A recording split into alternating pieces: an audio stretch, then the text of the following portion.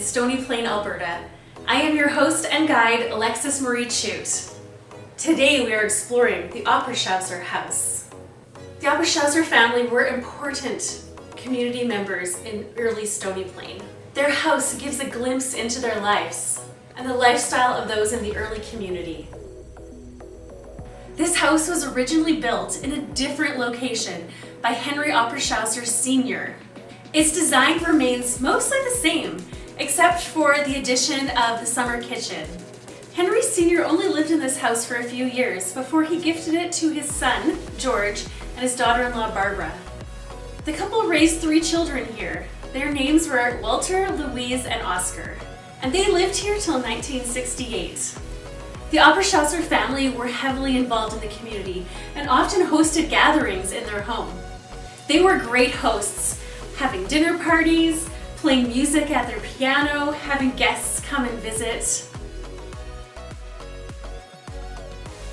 While this might look like an ordinary pioneer settler family home, there are some secrets. And those secrets are revealed in a book called Prairie Spirits. There are some stories that come along with it that might scare or titillate you, depending on how much you enjoy ghosts.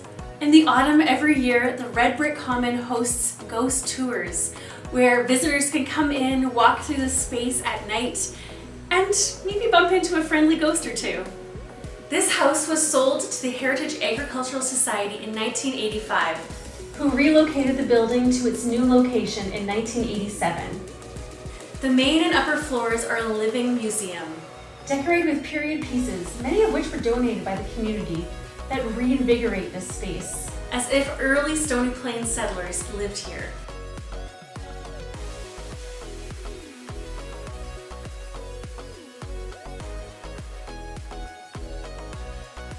This old stove in the kitchen was the heart of the family, where they would heat water, cook food, and keep warm in Alberta winters.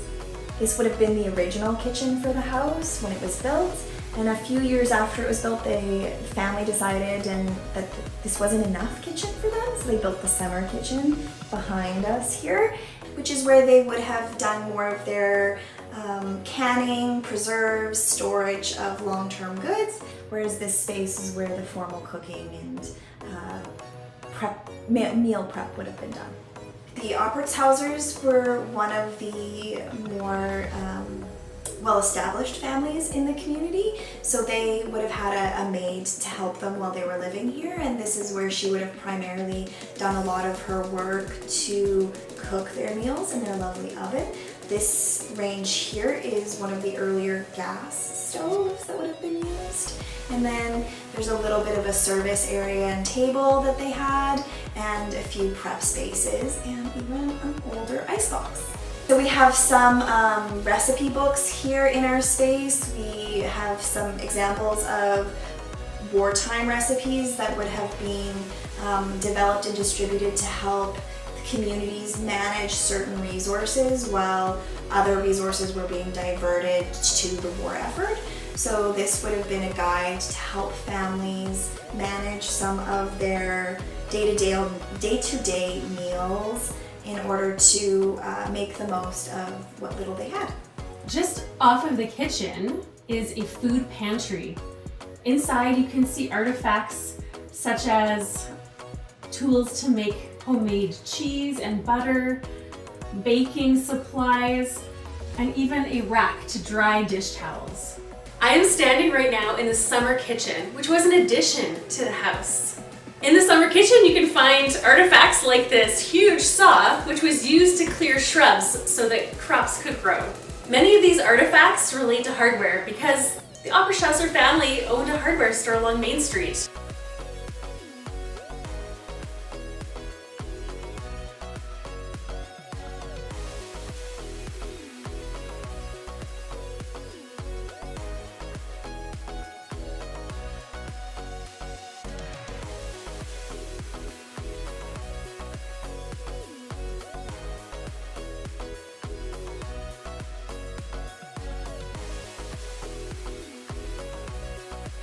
After this house was moved, the exterior was updated with a sign that said family business.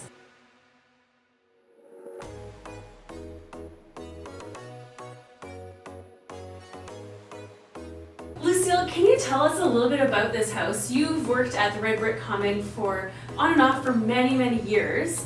Tell us how you've witnessed this space evolve. When I first started here, the space on the main floor was being used as a gift shop, as our gift shop area, an artisan market, and then upstairs we had our administrative staff offices. So this house was filled with life and energy. It was active down here as far as the public coming in and exploring the space to purchase things, and then upstairs we had 3 staff members that had offices here, so we had lots of people in the space. And after some consideration around that time about how much the space was wearing, we decided that we were going to convert it into a museum space and move some of our administrative offices over either to the Perk building or over to the old brick schoolhouse. Yeah, we rearranged that and we opened this space up to be a living museum as well, so people could see how people would have lived in our community a little bit after the pioneer stage. We have the pioneer cabin over in the other building, so people can see what the very earliest stages of settling look like, and then this space gives people the opportunity to see what life looked like here when it was settled and being developed.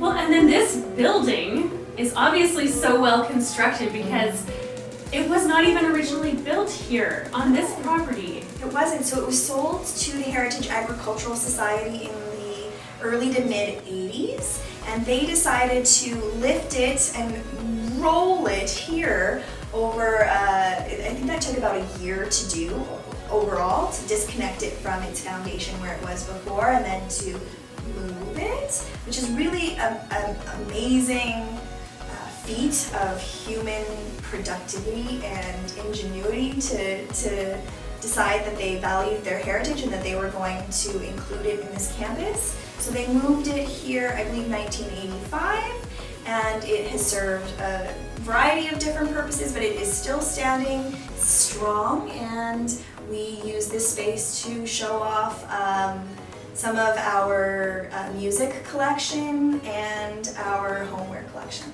Yeah, it's such a beautiful space. It feels so homey when you enter that I can totally envision myself decades in the past having, a fancy formal meal here at this table and having a drink and an after dinner drink, a beverage. Yeah. It's such a special atmosphere. And I think that part of the immersive quality of it plays into how it's used for ghost tours as well. People enter this space, even for people who enjoy escape rooms. You enter this space and it just feels like you've been transported to another place. And you can get to know the personality of the family by exploring it. Absolutely, yeah. This would have actually at the time been considered quite a large family home. So this space, they gave themselves room to grow into. George Oppertshauser Sr. Lived in this space with his wife for a brief period of time, a few decades, and then his son and his family moved in. And that just tells you about how forward-thinking the family was. They knew that their family was going to want to enjoy the space for generations, so they built it to last generations. This wheelchair artifact is here on purpose. Its mission is to explain why there's a strange hole in the floor that goes from the upstairs to the downstairs. And the reason for this is the hole was cut so that somebody in a wheelchair could be hoisted up with pulleys to get to the second floor, because these stairs are very steep.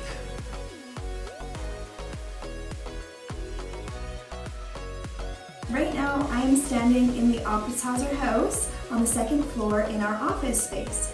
So this space was created to demonstrate and exhibit some of the Oppertshauser's business artifacts, some of the machines, typing machines, counting machines they would have used in their day-to-day business operating their hardware store. And I believe we also have some of our recreational supplies here. So we have, I think, some fishing supplies and other sports equipment that the Oppertshausers would have kept in their home at that time as well for their hobbies.